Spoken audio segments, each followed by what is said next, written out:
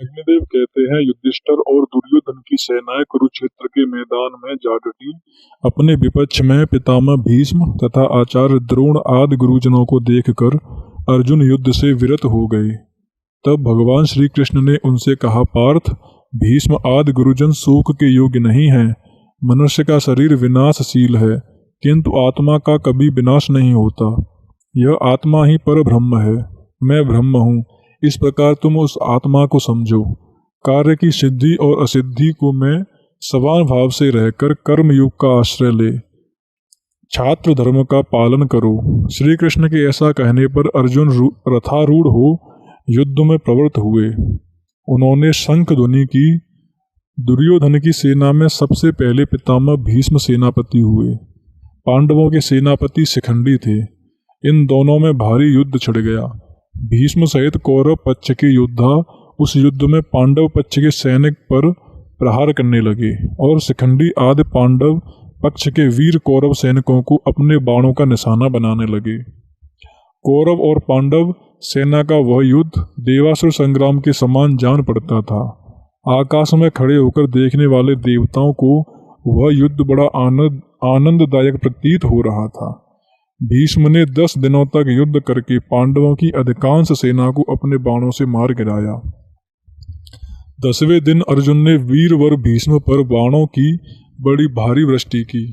इधर द्रुपद की प्रेरणा से शिखंडी ने भी पानी बरसाने वाले मेघ की भांति भीष्म पर बाणों की झड़ी लगा दी। दोनों ओर के हाथी सवार, घुड़सवार, रथी और पैदल एक दूसरे के बाणों से मारे गए। भीष्म की मृत्यु उनकी इच्छा के अधीन थी। उन्होंने युद्ध का मार्ग दिखाकर वसु देवता के कहने पर वसुलोक में जाने की तैयारी की और बाणशैया पर सो रहे। वे उत्तरायण की प्रतीक्षा में भगवान विष्णु का ध्यान और स्तवन करते हुए समय व्यतीत करने लगे।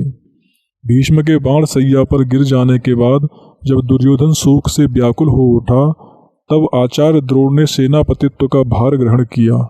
उधर हर्ष मनाती हुई पांडवों की सेना में धृष्टद्युम्न सेनापति हुए। उन दोनों में बड़ा भयंकर युद्ध हुआ जो यमलोक की आबादी को बढ़ाने वाला था। विराट और द्रुपद आदि राजा द्रोण रूपी समुद्र में डूब गए। हाथी, घोड़े, रथ और पैदल सैनिकों से युक्त दुर्योधन की विशाल बाहिनी धृष्टद्युम्न के हाथ से मारी जाने लगी। उस समय द्रोण काल के समान जान पड़ते थे। इतने ही में उनके कानों में यह आवाज आई कि अश्वत्थामा मारा गया। इतना सुनते ही आचार्य द्रोण ने अस्त्र शस्त्र त्याग दिए। ऐसे समय में धृष्टद्युम्न के बाणों से आहत होकर वे पृथ्वी पर गिर पड़े। द्रोण बड़े ही दुर्धर्ष थे। वे संपूर्ण क्षत्रियों का विनाश करके 5वें दिन मारे गए। दुर्योधन पुनः शोक से आतुर हो उठा। उस समय कर्ण उसकी सेना का कर्णधार हुआ। पांडव सेना का आधिपत्य अर्जुन को मिला। कर्ण और अर्जुन में भांति भांति के अस्त्र शस्त्रों की मार काट से युक्त महाभयानक युद्ध हुआ जो देवासुर संग्राम को भी मात करने वाला था। कर्ण और अर्जुन के संग्राम में कर्ण ने अपने बाणों से शत्रु पक्ष के बहुत से वीरों का संहार कर डाला, किंतु दूसरे दिन अर्जुन ने उसे मार गिराया। तदनंतर राजा शल्य कौरव सेना के सेनापति हुए, किंतु वे युद्ध में आधे दिन तक ही टिक सके। दोपहर होते होते राजा युधिष्ठिर ने उन्हें मार गिराया। दुर्योधन की प्रायः सारी सेना युद्ध में मारी गई थी। अंततोगत्वा उसका भीमसेन के साथ युद्ध हुआ। उसने पांडव पक्ष के पैदल आदि बहुत से सैनिकों का वध करके भीमसेन पर धावा किया। उस समय गदा से प्रहार करते हुए दुर्योधन को भीमसेन ने मौत के घाट उतार दिया। दुर्योधन के अन्य छोटे भाई भी भीमसेन के ही हाथ से मारे गए थे।